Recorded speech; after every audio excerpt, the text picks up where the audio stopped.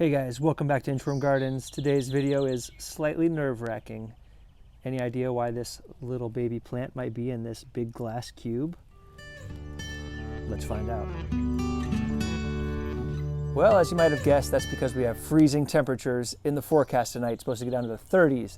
That is bad news for many plants. At 32 degrees, water freezes, plant cell tissue will expand, deteriorate. You got a dead plant on your hands. Now, some plants can actually handle a light frost. Kale, peas, some lettuce, root crops, radish, beets. These things can handle it. But I've got peas, basil, tomatillo. These things cannot handle the frost. So what do? You got to cover them up somehow. A blanket, a glass container like this, whatever you got. I'll show you what I'm doing in a minute.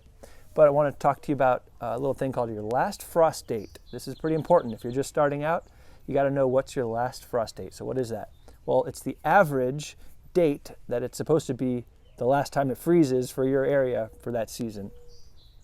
Now, it's an average. That means many years prior, there were earlier dates and there were later dates. So your average, that's what they give you. But what you got to do is keep an eye out on your forecast to see if you have freezing temperatures in the forecast. You got to do something about it. And you can find this out just by Googling last frost date and put in your zip code and you'll figure out what yours is. Here in Tennessee, Hermitage 37076, zip code, April 12th is our last frost date. Now that was on Sunday. Today's Tuesday. And here we go, we got freezing temperatures. Now you can play it safe and just wait a couple weeks before you plant these plants, a couple weeks after your last frost date, and you'll be in the clear. Or you can gamble like I did and plant them early. But then here we are, taking these measures to keep them alive. All right, so let me show you what I'm doing with these, all right?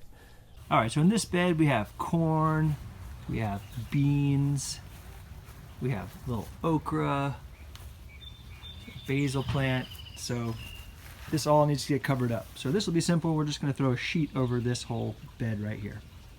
Let's do it. So there we go. So I put 2 sticks on either end to kind of keep it propped up a little bit so they weren't laying right on the plants.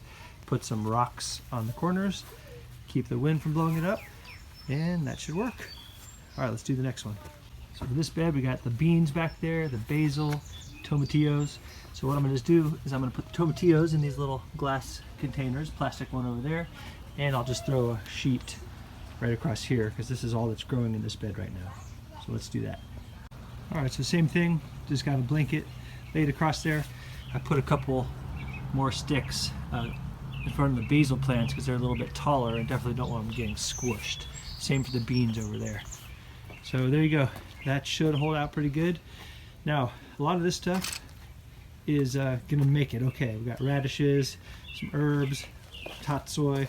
This stuff is actually frost hardy, meaning it can take a light freeze, it'll be okay. And actually sometimes it even benefits from a light freeze. Like kale, I've heard when it gets slightly frosted, it actually improves the flavor. It gets a little bit sweeter. So we'll see about that. So I think this bed will be okay. And I do have some flowers down here, so I might want to cover up some of those. So you can use just little plastic containers, you can use these little glass jars, whatever you got. You just gotta provide some sort of shield between the cold air and your plant. So there you go. All right guys, hope that was helpful for you. Hopefully you aren't in the same situation as me and you waited a little bit longer. But if not, this will work, okay? All right, thanks so much for watching. We'll see you next time.